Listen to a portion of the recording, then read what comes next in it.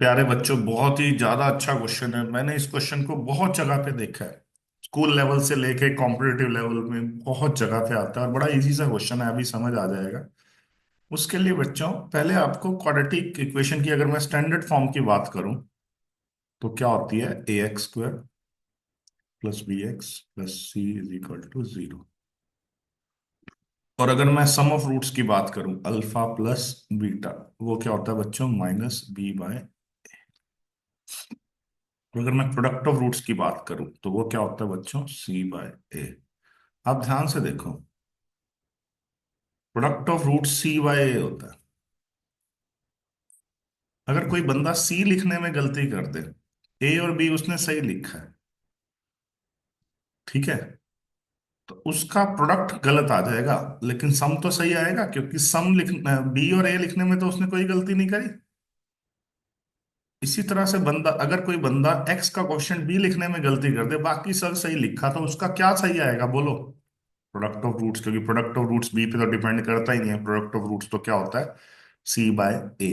तो इसी बात को ध्यान में रखते हुए आपने ये क्वेश्चन करना है। क्या कह रहा है? Rishabh made a mistake while writing constant term. Rishabh ने ये स्टैंडर्ड फॉर्म मान लो है, तो सी लिखने में उसने गलती कर दी। इसका मतलब उसने ए और बी तो सही लिखा। इसका मतलब ऋषभ का sum of roots alpha plus beta तो सही आएगा। प्रोडक्ट भले ही गलत आ रहा हो, लेकिन सम तो सही आएगा। अब देखो क्वेश्चन में रूट्स निकले क्या है ऋषभ के? 2 और 5। मतलब 2 और 5 का प्रोडक्ट उसका गलत आ जाएगा, लेकिन जो सम आएगा, 2 और 5 का सम क्या आया बच्चों? 7। तो जो हमारी ओरिजिनल क्वाड्रेटिक इक्वेशन है उसमें सम ऑफ रूट डेफिनेटली क्या आएगा?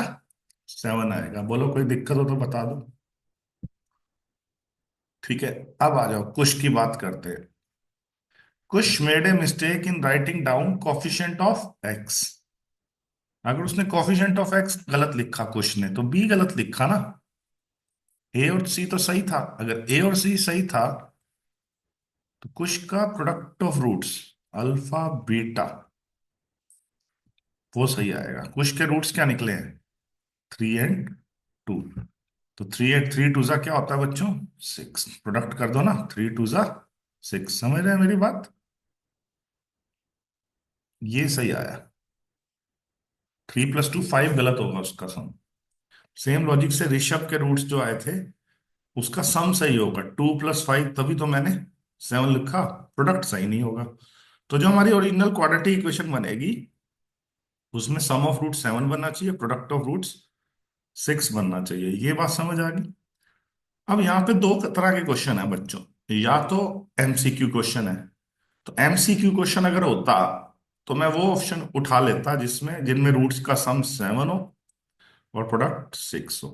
क्योंकि ये एमसीक्यू अगर नहीं है, तो फिर मैं पहले अपनी क्वाड्रेटिक इक्वेशन बना लूंगा। क्या formula? X square minus s x plus b is equal to zero. ये क्वाड्रेटिक इक्वेशन बनाने का रूल होता है, फॉर्मूला होता है x square minus sum of roots into x. S का मतलब क्या है? सम ऑफ रूट्स इन, और पी का मतलब क्या है? प्रोडक्ट। तो यही होता है। तो x square sum of roots क्या है बच्चों? 7 - 7x plus product of roots क्या है? 6। तो यहां से एक्स स्क्वायर -6x - x, क्योंकि फर्स्ट और लास्ट को मल्टीप्लाई करके 6x² आ रहा है, तो मैं मिडिल टर्म स्प्लिट कर रहा हूँ। एक्स कॉमन तो x - 6, -1 कॉमन तो x - 6 is equal to 0। x - 6 into x - 1 is equal to 0। तो x या तो 6 होगा या फिर 1। मतलब जो रूट्स आए हमारे 1 और 6 आए। तो यही इसका आंसर है, 1 और 6। अब मान लो ये एमसीक्यू क्वेश्चन होता, तो आप 7 और 6 तो आपने बना लिया, सम 7 आया, प्रोडक्ट 6 आया, तो ऑप्शन में एक ऑप्शन आपको 1 और 6 वाली दिखाई दे रही होती। तो 1 × 6 6, 1 + 6 7। तो मैं उस ऑप्शन को डायरेक्ट उठा लेता, फिर मैं सॉल्व भी ना करता। अगर एमसीक्यू होता, नहीं है तो ऐसे करना है।